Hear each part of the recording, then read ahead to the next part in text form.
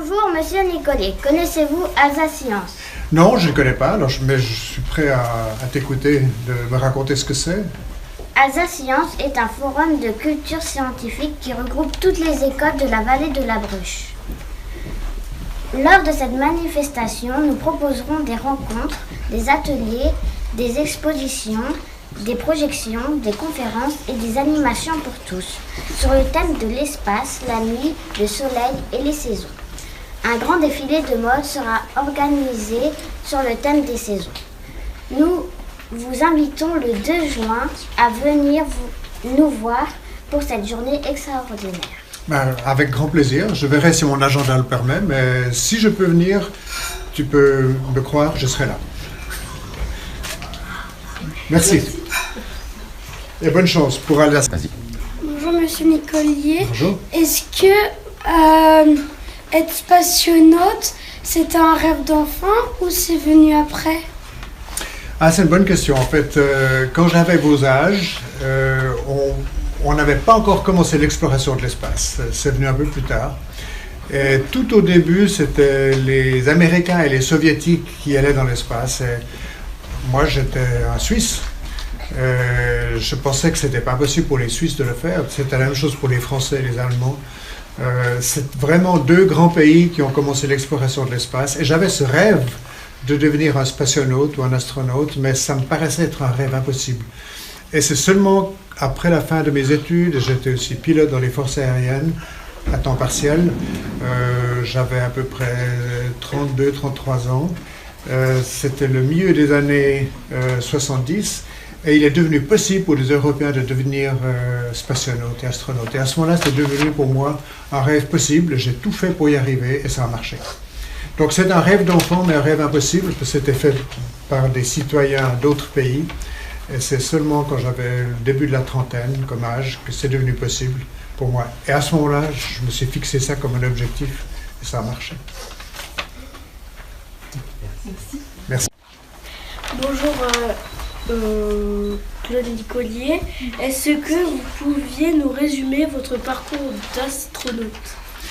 Alors, mon parcours d'astronaute, j'ai été sélectionné dans le premier groupe des astronautes de l'Agence spatiale européenne. C'était en 1978, en même temps qu'un Allemand et un Néerlandais. L'idée de l'Agence spatiale européenne, c'est de fournir pour le programme de la navette spatiale américaine des astronautes scientifiques européens.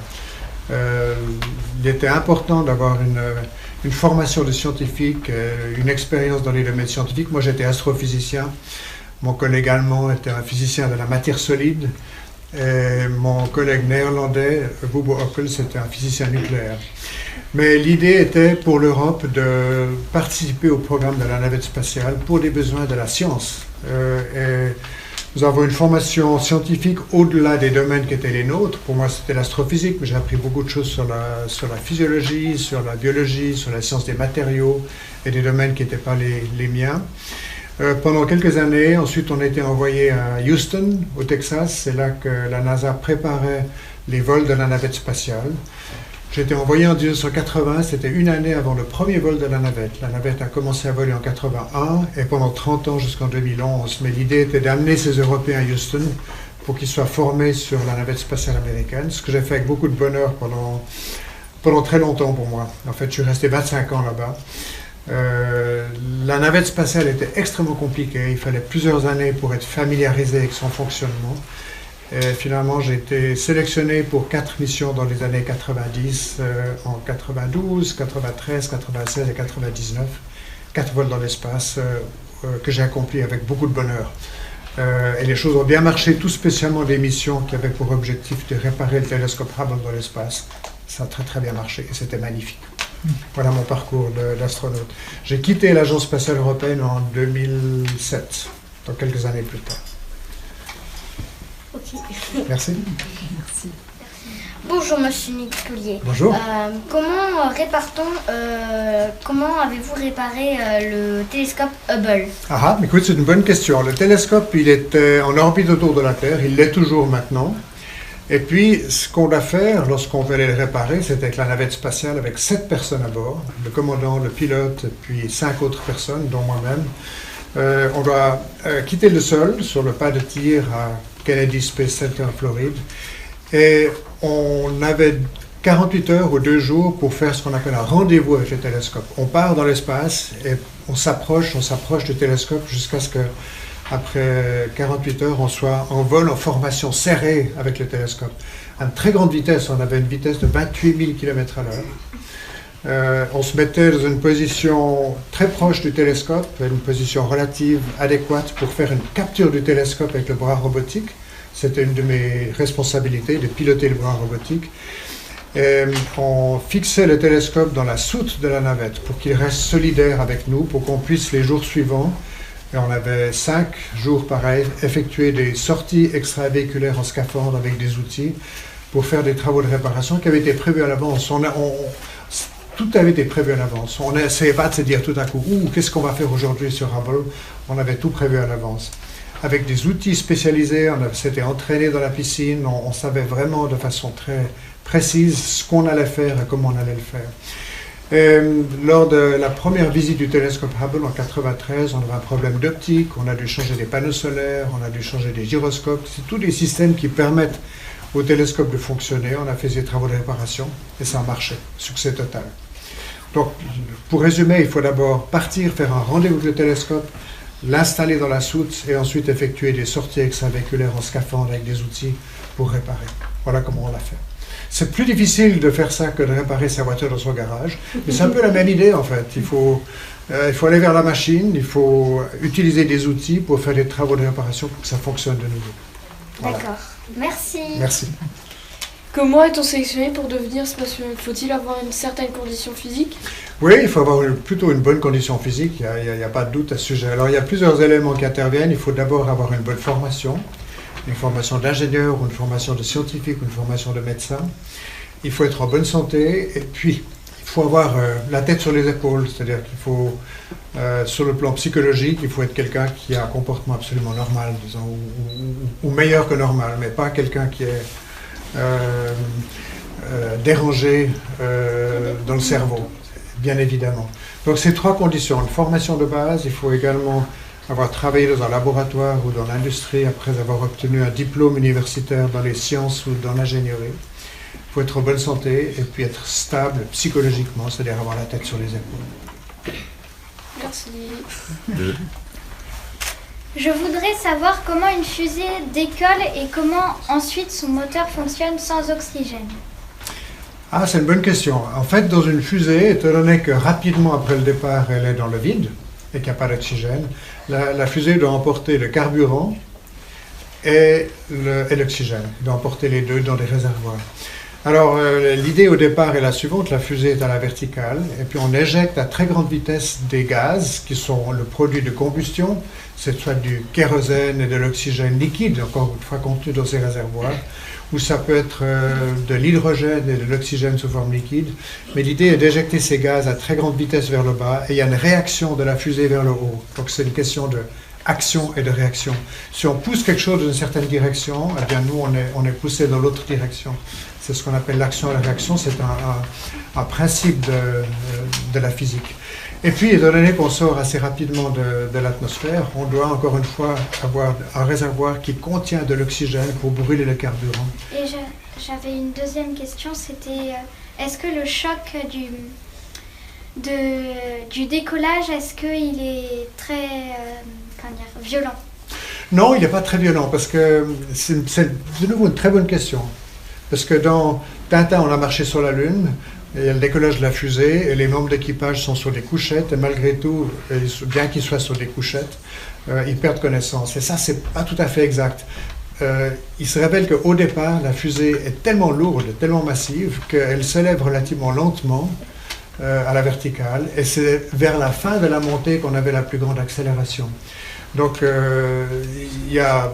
Bon, on sent bien qu'on quitte le sol, il y a beaucoup de vibrations, il y a quand même une certaine accélération bien sûr, mais la plus grande accélération, on l'a non pas au début de la montée, à la fin de la montée, parce qu'à la fin de la montée, on est tellement plus léger.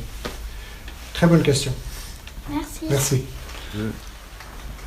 Comment fait-on pour éviter des impacts avec des astéroïdes ou d'autres choses dans l'espace? Est-ce qu'il y a des solutions pour rentrer d'urgence en cas de collision? Alors c'est une très bonne question de nouveau. En fait, les astéroïdes, c'est des objets naturels qui viennent de très loin, qui arrivent dans l'atmosphère terrestre. Et là, on ne sait pas exactement quand ça va arriver et si ça va arriver. Par contre, ce qu'il y a en plus des astéroïdes, c'est ce qu'on appelle des débris dans l'espace. C'est des morceaux de métal, par exemple, qui sont suivis au radar s'ils sont suffisamment grands. On sait exactement où ils sont. Il y a toute une agence aux États-Unis qui suit quelques 15 000 objets qui sont dans l'espace et qui tournent autour de la Terre. Et on peut les éviter dans le sens qu'on peut prévoir que dans, par exemple, quelques heures, on passera tout près d'un de ces débris. Et dans ce cas-là, avec la navette spatiale, ce qui est le véhicule que j'ai utilisé pour mes vols dans l'espace, ou la station spatiale, dans laquelle a été Thomas Pesquet, par exemple, qui est bien connu ici en France, il y a un moyen de changer un petit peu la trajectoire de façon à éviter qu'on ait une presque collision avec un débris. Alors on gère sa trajectoire de façon à éviter les collisions avec les gros débris. Et si une fois ça arrivait, eh bien l'équipage dans la Station spatiale internationale a toujours la possibilité de rentrer sur Terre. C'est un petit peu comme un saut en parachute à partir d'un avion. Si on a un problème grave avec le vaisseau spatial, il y a 6 personnes normalement à bord de la station spatiale. Il y a 2 véhicules Soyuz. Chacun de ces 2 véhicules peut emporter 3 personnes et les ramener à Terre assez rapidement au cas où il y a un dégât majeur à la station spatiale à la suite d'une collision avec un astéroïde ou avec un débris. Très bonne question. Merci. Merci. Bonjour. Bonjour. C'est Maëlle. Merci. Est-ce que c'est difficile de vivre en apesanteur, de manger, de se déplacer et peut-on supprimer l'effet de l'apesanteur et à quoi servent les expériences faites en apesanteur? Alors, l'état d'apesanteur, c'est un état auquel on n'est pas du tout habitué sur Terre, parce qu'il y a toujours la gravité qui nous colle au plancher, ou bien sur la chaise, ou bien sur le lit ou le fauteuil. Donc, lorsqu'on arrive dans l'espace et qu'on est en apesanteur, il faut un peu de temps pour s'habituer, parce que on n'a pas d'expérience de ça. Alors, il est vrai que pour se déplacer, on doit utiliser des stratégies qu'on apprend avec le temps. Après quelques heures, on est un petit peu meilleur. Tout au début, on est tout à fait maladroit, je dirais. Et je me rappelle même avoir eu des inquiétudes lors de mon premier vol, et que je suis arrivé en orbite. Je me disais, mais est-ce que ça va être possible de travailler dans ces conditions? Mais on s'habitue assez rapidement à cet environnement, on est capable de se déplacer, et puis on réalise aussi qu'il faut toujours se tenir à quelque part si on veut faire un travail qui va impliquer des forces ou bien des torsions. Mais ça, on l'apprend assez rapidement. Donc, avec l'habitude, on se familiarise avec cet environnement, on est capable de manger également sans trop de problèmes. Il faut toujours se rappeler qu'il faut stabiliser son corps si on veut faire un travail avec une main ou avec les 2 mains qui entraînent des forces ou des torsions. Et puis l'intérêt qu'il y a de faire des expériences en état d'apesanteur, c'est que la gravité terrestre, elle cache beaucoup de phénomènes très subtils. Par exemple, dans la cristallisation des matériaux solides, dans certains processus biologiques, le fait d'avoir de la gravitation cache certains éléments qu'on cherche à découvrir en étudiant ces phénomènes en état d'apesanteur. Il est aussi intéressant de voir comment se comportent des êtres vivants en état d'apesanteur, que ce soit des êtres humains, ou que ce soit des poissons, ou des araignées, des abeilles ou d'autres animaux. Parce que toute la vie s'est développée sur Terre avec la gravité terrestre, mais il y a beaucoup d'autres endroits où la gravité est beaucoup plus faible, et peut-être que la vie peut se développer dans un environnement où tout flotte. Et il est intéressant pour satisfaire notre curiosité de savoir comment se développe la vie et comment se comportent les éléments vivants lorsqu'on supprime la gravité. Merci beaucoup. Alors, quelle température fait-il dans l'espace et comment maintient-on le lien avec la Terre? Alors la température, on ne peut pas parler de température de l'espace parce que la température est liée à la matière. Si on fait une sortie extravéhiculaire, une marche dans l'espace, et qu'on a un thermomètre dans la main, qu'on met le thermomètre comme ça dans l'espace, on va mesurer non pas la température de l'espace, mais la température du thermomètre. Parce que à l'extérieur, c'est essentiellement du vide, il n'y a pas de matière. Et le concept de température est un concept qui est seulement utilisé dans le cas de la matière. Typiquement, le thermomètre, il a une certaine température parce que c'est de la matière. Et en fait, la température des objets dans l'espace, que ce soit le scaphandre de l'astronaute, que ce soit la peau du vaisseau spatial, dans le cas de la navette, c'était les ailes ou les moteurs qui sont derrière, dépend de ce qu'on appelle un équilibre des rayonnements.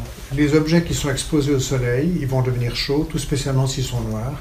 S'ils sont réfléchissants, comme une feuille d'aluminium ou une peinture blanche, comme le scaphandre de l'astronaute est toujours en blanc, eh bien le rayonnement du soleil va moins affecter la température de cet objet. Si c'est du noir, ça va absorber l'énergie des rayonnements, ça va devenir très chaud. Donc tous les objets dans l'espace prennent une température qui dépend du rayonnement qu'ils reçoivent et qu'ils émettent. Mais on ne peut pas parler de température de l'espace, parce que pour parler de température, il faut parler de matière. Et puis l'espace, c'est essentiellement le vide. Et aussi, comment est-ce qu'on peut maintenir le lien avec la Terre? Alors on maintient le lien avec la Terre par des ondes radio. On a un système de transmission de radio qui généralement passe par des satellites qui sont très très loin de la Terre et qui permettent de retransmettre les signaux qui sont la voix ou bien d'autres données relatives au vaisseau spatial vers la Terre via ces satellites relais. Parce que si on utilisait seulement la liaison directe, on pourrait communiquer qu'avec ceux qui sont en dessous de nous, et puis si on est au milieu de l'océan Pacifique, on ne pourrait pas communiquer du tout. Donc on communique très généralement, je dirais dans la majorité des cas, via ces satellites qui sont très très loin de la Terre, qui permettent de retransmettre les signaux vers la salle de contrôle, qui est à Houston ou à Moscou ou à Munich pour l'Europe, à différents endroits sur Terre, mais ça passe toujours par des satellites relais. Mais c'est des ondes radio. D'accord. Merci. Bonjour Monsieur Nicollier, pensez-vous que nous pouvons aller sur une autre planète comme nous sommes allés sur la Lune? Ah oui, tout à fait. À ceci près que les autres planètes, par exemple la planète Mars ou la planète Saturne ou Jupiter, ou plutôt les satellites de ces planètes, parce que les grosses planètes sont des planètes de gaz, on ne pourrait pas s'y poser. Tous ces objets sont extrêmement éloignés. La Lune, il faut 2 jours à 3 jours pour y aller. Pour aller vers Mars, il faut plutôt plusieurs mois, 6 à 8 mois. Et puis si on va plus loin dans le système solaire, il faudra des années. Donc on peut, oui, mais c'est très loin. Et les voyages sont très longs. Merci. Pendant votre voyage, est-ce que votre famille vous a manqué? Est-ce que vous avez eu peur? Si j'ai eu peur, non. On essaye de mettre la peur de côté, en fait. On réfléchit toujours à ce qu'on va faire si on a des problèmes. Et de temps en temps, on en a. Et puis, on essaie de réagir correctement pour pouvoir accomplir la mission comme ça a été prévu, ou en tout cas nous sauver, qu'on n'ait pas de perte de vie, parce qu'on veut l'éviter à tout prix. Parfois, on a des situations qui sont vraiment dangereuses et il faut vraiment agir correctement de façon à ce que l'équipage reste en vie. Mais on ne peut pas dire que j'ai eu peur. Non, la peur, on essaie de la mettre de côté. Merci. Comment se passe le retour sur Terre? Est-ce un atterrissage, amérissage? Comment